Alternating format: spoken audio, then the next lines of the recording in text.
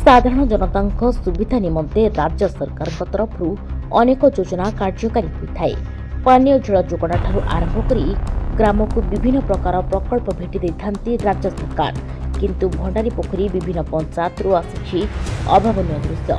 सरकार योजना यह पंचायतवासी पलटि सात सफर।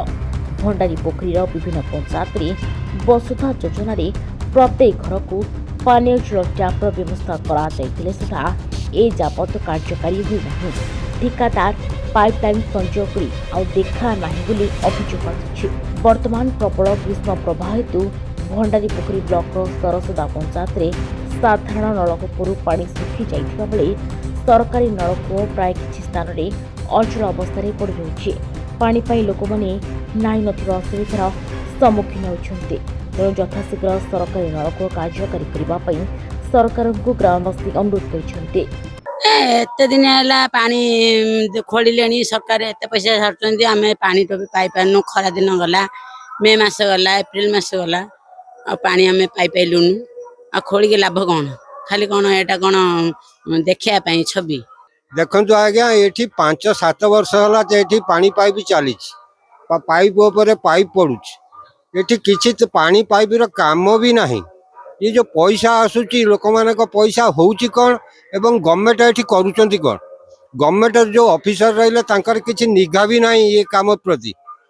तेणु लोक मैंने हैरान होती से कथा कहीं कर्णपात भी करूना। बारंबार आम आपत्ति कला परे भी अवस्था यही आपण मैंने देखुं। देखो खरा दिन आउ ये विभिन्न प्रकार मौसमी प्रभाव जो आरंभ हुए, ग्रीष्म प्रभाव आरंभ हुए, प्रत्येक राज्यवासी सब बड़ समस्या होची जे पानीय समस्या ता सहित इलेक्ट्रिसिटी समस्या। आपन जो भद्रक जिला भंडारी पोखरी ब्लॉक कथा कहले, भंडारी पोखरी बंद निर्वाचन मंडल जदि आम देखिया बर्तमान उपकूल ओडिशा हिसाब से बर्तमान 40 डिग्री सेल्सियस रही बर्तमान तापमात्रा। एवं यही तापमात्रा जदि आप देखिए जे इलेक्ट्रिसिटी आप देखु जो फैन जो मैंने साधारणतः मध्यमित परिवार गरीब श्रेणी लोक मैंने रही साधारणतः जो फैन टा आगे ऑन कर तो एसी आउ ये सब सिस्टम रू बहुत बाहर जो फैन टे ऑन कर फैन टा आगे ठीक से बुलू ना। एवं जदि अभियोग करा जाउछि जदि कोनोस प्रकार अभियोग टाटा पावर अधिकारी मानन करा जाउछि, टाटा पावर रो अधिकारी मानकर जो नाली आखि रहउछि एसडीओ एवं जेईंकर ये बर्तमान तमाम लोकन पई गोटे समस्या। एवं पानीय समस्या कथा आपन जो कहले पानीय समस्याटा आपन देखंतु आपन जदि विभिन्न पंचायत रे सर्वे करिवे केतोटी नलकूप वर्तमान पर्यंत चालुछि और केते गोटे एमती अभाव अनटन रे पड़ी रहिछि ताहा बोधे कागज कलम रे हिसाब कले जणा पड़िबो।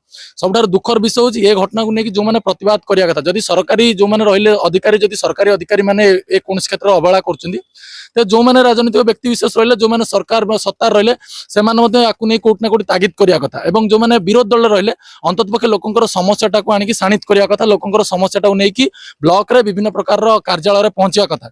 किंतु जदि आमे देखिबा एठी गोटे सलासूत्र राजनीति चलची। भंडारी पोखरी जितेंद्र साहू रिपोर्ट, हिमाचल लाइव।